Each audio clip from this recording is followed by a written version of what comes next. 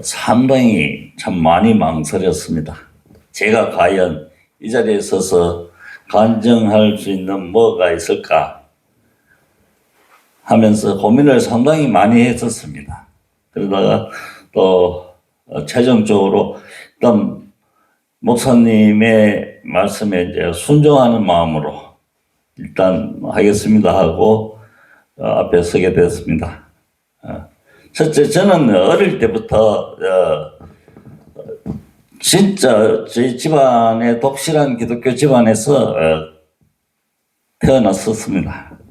그래서 어린 시절 유년기 청년에서 중고등학교 때까지는 참 열심히 교회에 다녔었습니다. 그러다가 제가 이제 교회를 안 나가기 시작한 게 지금부터 이제 횟수로 거의 50년 이전부터 제가 교회를 안 나가게 됐었습니다. 교회로 안 나가게 된 직접적인 계기들은 주변 생활에서 제 어릴 때 이제 저희 할머니께서 조부모님께서 대구 서문교회, 대구 달서교회, 그 다음에 문경에 이제 있는 막곡교회라고 세 군데 교회를 봉헌하는데 상당히 많이 저걸 하셨었는데, 그러다 보니까 저희 집에 오시는 모든 손님들이 거의 교인 분들이 많이 오셨습니다. 그런데 이제 세상 살아가면서 이제 위선적인 교인들을 너무 많이 만나게 됐습니다. 그러다가 결과적으로 저희는 참 복이 많아서 그런지 엄마라고 부르시는 분이 3분이 있었습니다.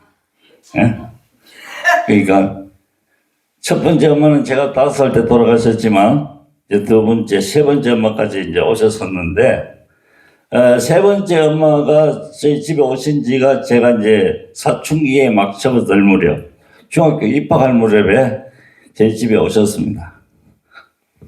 그래서 오셨었는데, 오시고 나서부터 가정에 평화가 아닌 전쟁이 발생하게 됐습니다. 항상 전쟁이었습니다. 전쟁터, 저희 집안이. 그런데 그 원인이 다 그 세 번째 엄마로부터 이제 파생된 부분들이 상당히 많았습니다. 그런데 어느 날 갑자기 이분이 신학 공부를 하셔가지고 전도사가 되셨습니다. 그런데 그 이후로도 저희 집안의 그런 감정적인 전쟁은 전혀 끊이질 않았습니다. 전도사가 되고 난 이후에도 계속 그런 전쟁이 연장되고 더 크게 전쟁이 생기고 하다 보니까 저렇게 믿을 바에야 저렇게 믿을 바에야 나는 믿지 않겠다 해서 아마 다른 전도사님이나 저거 하셨으면 더 크게 하셨을 텐데 별로 대수롭지 않게 생각했을 텐데, 바로 집에 이제 세 번째 그러시면서 교회 목회하러 다니시고 전도사로 하시면서 하시는 게 너무나 참 가증스러워 보였고 싫었습니다. 그래서 이때부터는 제가 이제 교회를 진짜 멀리 하게 되고, 심지어 제 아버님께서 이제 87년도에 돌아가셨는데, 돌아가시기 얼마 전에 포천에 기도원에 계셨습니다. 그래서 이제 제가 이제 한번 찾아뵀었는데, 제 아버님께서 이제 다 잊고 교회를 다니라 그 얘기를 하시더라고요. 근데 아버지 그게 유언이라고 저한테 얘기하시는 거면 저는 절대 지키지 않겠습니다. 그 이후 못 들은 걸로 하고 앞으로 저는 절대 그게 안 가겠습니다 하고 내려왔었습니다. 근데 그 이후에부터 이제 제가 이제 성인이 되고 결혼 생활하고 하면서 상당히 좀 힘든 과정이 좀 많았었습니다. 했었는데, 그때 이제 제가 저희 첫 아들, 그러니까 86년도생인데, 86년도에 이제 집사람이 아기를 갖고 이제 출산하기 전에 우리 아들이 12월생인데 한 5월 달부터 임신해서 5월 달부터 시작해서 집사람이 참 하혈이 심했습니다. 그래서 이제 병원에서는 이제 유산을 시켜라.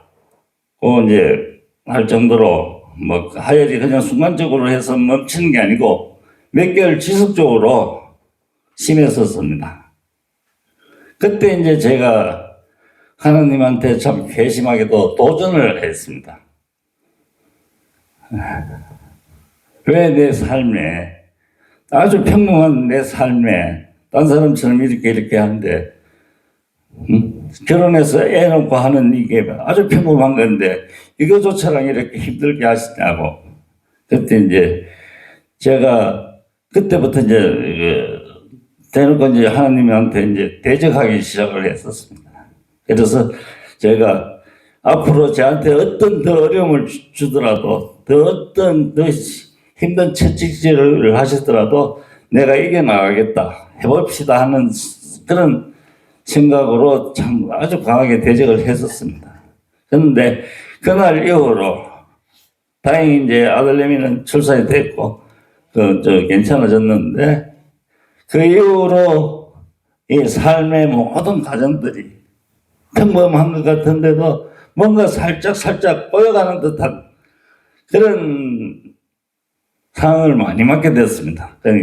갈수록 더 심하게 채찍질을 하시고 이제 그러다 보니까 이제 제가 이제 절에로 많이 가게 됐습니다. 절에로 많이 가게 됐고 절에 가서 또 제가 하게 되고 했었었는데 그런 여러 가지 과정을 겪으면서 제가 직접적으로 이제 하나님이 이제 제 주변 생활에만 채찍질을 하시다가 본격적으로 86년도 24년도 3월 달에 제한테 직접적인 직격탄을 주셨습니다. 그때 저는 저희 집안 어르신들이 남자분들이 70을 넘게 사신 분들이 아무도 안 계셔가지고 저는 어떻게든 70을 넘겨보겠다고 참 운동도 많이 하고 참 다행히 이제 젊을 때부터 한 번도 아파본 적이 없었었는데 그래서 아주 건강에는 자신했었는데 2004년도 3월달 예, 제가 뇌졸중으로 동대 응급실로 가게 되는데 그건 제가 뇌졸중이라는 전혀 자각도 못하고 그냥 집에 그날 또 여러 날 하고 다름없이 술 한잔 마시고 택시 타고 집에 가는데 그때부터 이제 좀 이상해지기 시작해가지고 택시 기사가 이상하다 해서 제 집이 어디냐고 물었는데 저는 분명히 집이 어디라고 얘기를 하는 것 같은데 기사님이 알아듣질 못했습니다. 그래서 이제 그 길로 해서 근처派出所에 그派出所에서 제 신분증을 확인해서 집에 이제 했는데 저희 아들이 그때 당시에 직장이 청주에 있어가지고 청주에서 생활하고 있었는데 내가 그 사건 나는 날 그날 우연의 일치라기엔 좀 이상하게 그날 오후에 집에 와 있었습니다. 집에 와 있었어. 그래서 저 경찰관이 자기들 경험으로 봤을 때 이렇게 그냥 집에 계시면 안 되니까 빨리 동대응급실로 가라 해서 이제 아들님이 하고 119 구급차를 타고 이제 동대병원에 갔었습니다. 근데 그때가 한창 심하게 그 대학 병원들 파업할 때, 교수들 파업할 때였습니다. 그런데 응급실에 갔는데 제가 운이 좋게도 그 응급실 담당 의사 선생님께서 제 담당 그 주치의가 그날 하셨고, 그래서 바로 입원하자마자 그 시술하고 수술하고 해서 다행히 별 탈 없이 이제 하게 됐습니다. 근데 이제 제가 이제 전반적으로 봤을 때 그때는 몰랐지만 이제 세월이 지나고 보니까, 예? 그래서 병원에 입원해서 한 열흘 정도 누워 있는데 갑자기 저희 집사람이 젊은 시절 모습으로 제 침상포로 앞에서 왜 여기 누워 있느냐고, 빨리 집에 가라고 그러더라고. 그래서 우리 아들, 딸내미 보고, 야, 너 엄마 왜 저기 있냐, 이러니까, 우리 아들이, 아빠 드디어 이제 정신도 이상해지냐고. 그러더라고. 그래서 이제 그러고 나서 제가 한 열흘 병원에 있다가 퇴원을 하게 됐습니다. 퇴원을 하게 됐고, 어떤 간에 그 꿈속에, 제가 생각할 때는 꿈속에서 그래도 집사람이 나를 살려줬구나 하는 감사함에 이제 퇴원하자마자 제가 이제 조문을 봉안당에 가기 위해서 이제 꽃집에 꽃을 사러 갔습니다. 바로 이 퇴원하고 다음날 꽃을 사러 들어갔는데 꽃집에 제가 처음 가는 꽃집이었고 뭐 그냥 석 들어서는데 그 꽃집의 사장님께서 제 손을 팔을 어루만지고 손을 잡으시면서 나를 보는 순간에 나를 위해서 참 기도를 많이 해줘야 될 것 같은 생각에 자기도 모르게 내 손을 잡았다 그 얘기를 하시더라고. 그럼 내시롭지 않게 생각하고 이제 꽃을 사서 이제 올라갔다 왔습니다. 근데 이 분이 꽃집의 사장님이 그 근처에 계시는 교회에 권사님이셨는데 그때부터 시작해서 3월 말경이니까 4월, 5월 한 5, 6개월 저한테 집요하게 전도를 했었습니다. 집요하게. 교회 가시자고. 근데도 교회 안 가는 생각 그만큼도 하지 않았습니다. 왜 내가 교회 갔냐고. 난 교회 안 간다고 그만큼 큰 소리 치고. 그래 했는데 교회는 다시 가지 않는다고. 그래서 이제 그 꽃집 전도하시는 분 피해서 다니게 되고 절대 그분이 한 석 달 지나니까 우리 집 앞에 일요일날 되면 우리 집 앞에 보초 서다집에 하셨어요. 그만큼 적극적으로 열성적으로 전도를 하셨었는데 절대 안 간다고 했었습니다. 그러다가 이제 운동 삼아 제가 이제 파크 골프를 시작하게 됐는데 파크 골프 하면서 어느 날 작년도 한 6월 말경쯤 됐을 거예요. 6월 달 하순경에 이제 저희 신도 중에 그 김현자 집사님이 그날 파크 골프 치고 계셨는데 저는 누군지도 몰랐습니다. 누군지도 모르고 처음 보는 사람이고 그래 했는데 순간적으로 저쪽에서 제가 이제 다 마치고 집에 가려고 하고 있는데 저쪽에서 걸어 나오는 모습에 제가 아무 생각 없이 그냥 어떤 끌림에 의해 가지고 그냥 무작정 들어갔었습니다. 그래서 제가 젊은 때도 낯선 특히나 여자분들한테 말을 걸어본 적이 거의 없었습니다. 그런데 그때 당시만 해도 그 김 집사님이 좀 몸도 많이 좀 불편하셨고 제가 하셨는데 조금 얘기를 해보니까 상당히 저걸 좀 심하게 좀 하셨습니다. 그런데 그날 이후로 한 몇 개월 동안 이게 무슨 그걸까 하는 생각이 참, 왜 내가 그 사람한테 끌려갔을까? 왜 그걸로 그만큼 강력하게 당겼을까? 하는 생각을 많이 했었는데,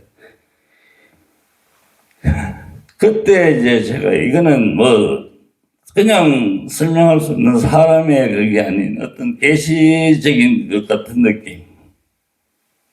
그 뭐 건강한 사람도 아니고 제가 38년 병수마를 집사람 병수마를 했기 때문에 그 집사람 사업 후에 저는 혼자 되고 나서 그런 생각을 많이 했습니다. 이제는 좀 건강하신 분 만나가지고 참 좀 남들처럼 그런 삶을 한번 살아봤으면 좋겠다는 생각을 조금 했었는데 전혀 반대적으로 그렇지 않은 왜 그렇게 내가 강력하게 걸렸을까 하는 그래서 그리고 한 2달, 3달 정도 공치다가 보니까 일로 또 자주 왔다 갔다 하게 되고 식사한다고 왔다 갔다 하게 되고 하다 보니까 이제 에덴교회를 보게 됐습니다. 에덴교회. 그래서 앞에 서서 열심히 그 예배 시간하고 뭐 이렇게 적혀 있는 거를 좀 유심히 보게 됐습니다. 그때부터 이제 교회에 관심이 조금씩 오게 됐어요. 근데 한 3, 4개월, 한 작년 10월 달쯤, 김현자 집사님께서 교회에 같이 다녔으면 좋겠다고 카톡으로 문자가 왔더라고. 같이 교회.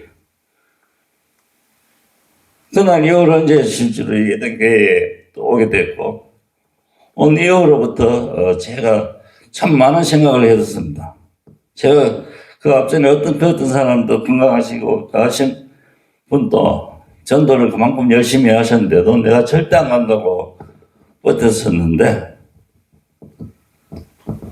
그래서 이제 에덴 교회에 다시 이제 오게 됐고, 제가 오면서 하니까 그 50년 동안 떠나갔던 세월이지만 제가 어릴 때부터 교회에 그런 바탕이 있어서 그런지 대단히 심한 걸림을 받게 됐습니다. 그래서 제가 다시 신앙생활을 하게 되면서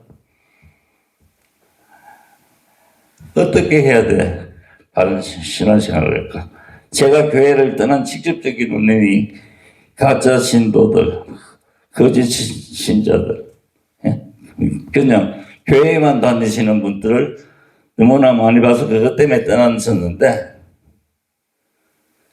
저는 이제 앞으로 다시 신앙생활을 하게 되면은 절대 그냥 내가 떠나게 된 그런 원인들은 하지 말아야 되겠다는 생각을 참 많이 가지게 됐습니다. 그래서 일단은 교회에 열심히 나오는 게, 예배 시간 열심히 나오고 수요일 나오고 하는 게 내가 가장 적합하지 않을까 하는 생각에, 진짜 참 제가 사회생활 하면서 이런저런 모임이 좀 많이 있었습니다. 그 모임의 약속 날짜가 수요일로 돼 있는 거는 화요일로 바꿨습니다. 수요일 날은 나는 참석 못하니까. 대구에서 친구들이 오게 되면 식사하다가 보면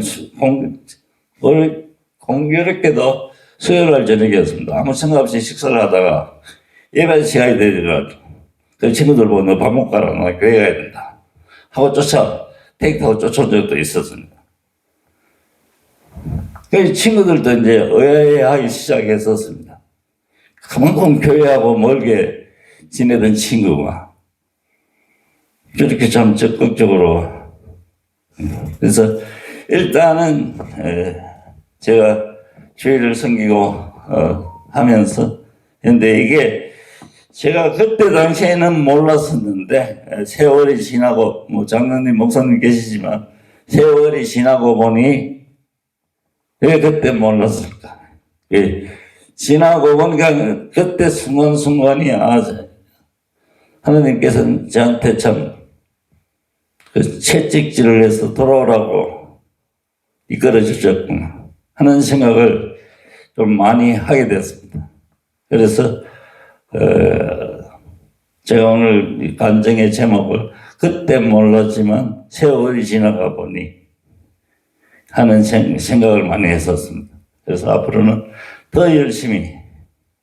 그리고 이제 제가 한 1년 가까이 교회 다니고 난 이후 시간에부터는 제가 아까 잠시 말씀드렸던 세 번째 엄마한테 그분도 이제 연세가 많이 80대 한 중반 됐습니다. 전화를 드렸습니다. 자, 앞으로 서로 잘 지내서. 한 40년 넘게 가슴 속에 있던 그런 응어리들이 많았지만 제가 먼저 전화 드려서 그리고 그분 밑에 이제 자녀들이 두 분 있습니다. 여동생 하나, 남동생 하나 있는데 이 친구들도 벌써 50대 중반입니다. 그래, 그 친구들한테도 전화해서 자, 앞으로 서로 잘 지내자. 근데 다행스럽게도 그 두 친구들은 어릴 때부터 교회에 다녔기 때문에 아직까지도 다 신앙생활을 하고 있습니다.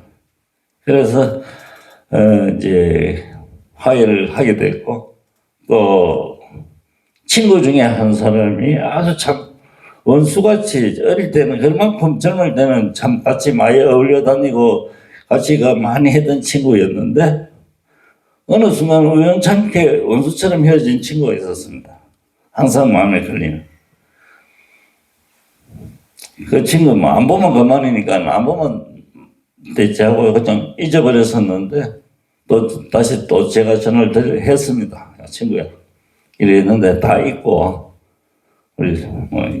그래서 이제 용서하게 되고 때가 저하게 되니까 참, 마음이 참 편해졌습니다. 마음이 편해졌고 그래서 교회를 다시 나오고 이후의 삶에 참 편안한 제가 그래서 그래도 주님 하나님께서 젊을 때 그만큼 저를 혹독하게 채찍질 하시더니 이제서 조금 편안함을 주시는구나. 이 감사함과 편안함과 그리고 제가 앞으로 이제 다시 신앙생활로 돌아오면서 마음가짐은 제가 이 에덴 교회에 번성 그리고 제가 제일 많이 달라지는 점 중에 제가 몇 년 전만 해도 특히 교회에 오고 나서부터도 기독교 방송은 일절 그냥 스쳐 지나갔습니다. 안 봤습니다. 근데 불과 몇 달 전부터는 자꾸 그 기독교 방송은 이제 하루 종일 보게 되는 거예요. 아침에 보게 되고 저녁에 보게 되고 또 낮에도 보게 돼요. 근데 그 목사님들 오셔서 말씀하시는 게 가슴에 와닿고 그래서 제가 이제 참된 신앙인이 되어보자 하고 많이 마음을 다잡았습니다. 다잡았고 이제 앞으로는 제 에덴교회가 지금은 아직까지 많이 빈약하고 개척하시느라고 힘든 교회지만 제가 이 에덴교회를 중심으로 해서 하나님께 다시 빛과 소금의 역할이 될 수 있는 역할을 감당해보자 하는 생각을 많이 가지게 됐습니다. 그래서 그런 생각을 갖고 하다 보니까 참 하루하루가 즐겁고 또 편안하고 감사함이 항상 이래 마음속으로 생겨 나오니까 그래서 이 간증의 부분을 제가 실제로 내세워서 간증할 만한 사안도 없었지만 그래도 하게 되었습니다. 어떤 모든 게 그 하나님께서 저를 다시 이 자리로 이끌어 주시기 위한 그런 과정들이 였다고 생각을 합니다. 예. 그래서 지금은 더 열심히 우리 목사님 말씀처럼 마음의 성전을 찾기 위해서 제가 참 부단히 노력하고 있습니다만 아직도 참 어렵습니다. 어떻게 해야 마음의 성전이 쌓이는 건지, 어떻게 해서 제가 제대로 참 제가 미워했던 그 위선적인 교인이 아닌 참된 교인이 될 수 있을까 하는데 참 많이 고민을 하고 있습니다. 여튼 이렇게 다시 이 자리에 서서 이런 얘기를 할 수 있다는 자체에 감사드리고 참 앞으로 더 열심히 이 에덴 교회를 위해서 빛과 소금의 역할이 될 수 있도록 또 하나님의 영광을 드러내는데 빛과 진짜 참 충성된 종이 될 수 있도록 최선을 다하도록 하겠습니다. 예, 아멘.